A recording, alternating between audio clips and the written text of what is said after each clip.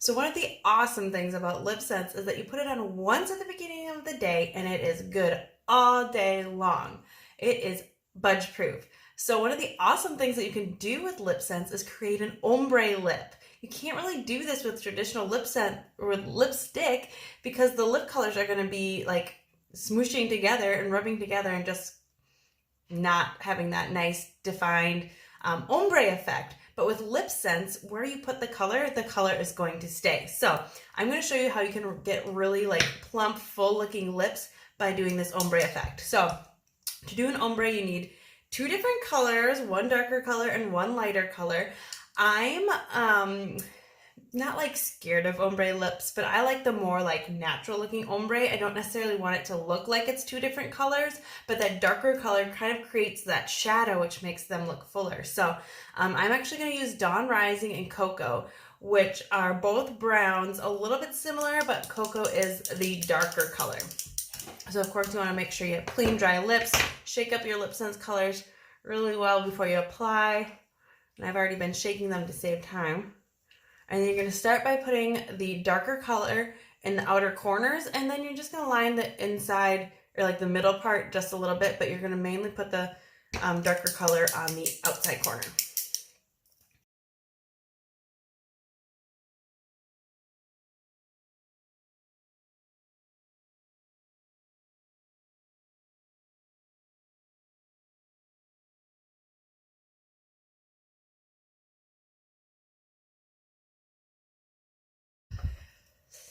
Okay, next you're going to put that lighter color in the middle part where you didn't put the darker part. So you're going to kind of fill in those areas.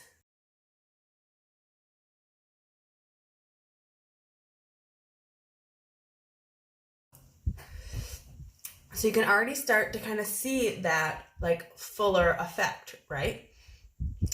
So for the second layer, right, because LipSense goes on to 3 layers. For the second layer, I'm going to put the darker color in the outer corners again, but not bring it quite as far. Okay, so I'm going to kind of start keeping it further and further out, but I do want the darker color to get a little darker.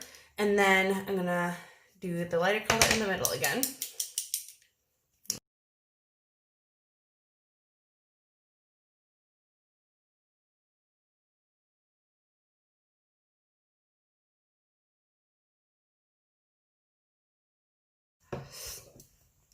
So if you choose 2 colors that are more drastically different and you do the first layer and you're like, wow, those are like super different, this isn't going to look, they're not going to like blend together really naturally, you can actually just do 1 layer of the darker color on the outer corners, fill in with the lighter color in the inner corners, and then for your second and third layer, do your lighter color all over. So you can kind of play around with that as well, because that lighter color then will cover up with the darker color and kind of make it like a middle ground. So I'm concentrating this in the middle and overlapping just slightly. And then for my final layer, I probably will do Dawn Rising all over.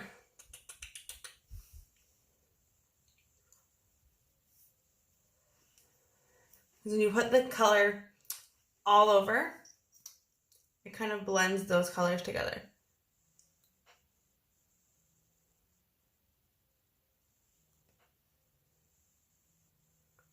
And it doesn't like blend them together, but it like makes them match, I guess, if that makes sense. Oh. So, like I said, I like the colors that are kind of somewhat similar because it's not like crazy like, oh, she's wearing 2 different colors, but the inside middle part is definitely lighter than my outer corners, and this just makes your lips look nice and plump and full. Finish off with some Glossy Gloss, which is a most moisturizing gloss. Plus, glossy lips always look fuller. Okay, so that's another tip. Use Glossy Gloss if you want really full looking lips.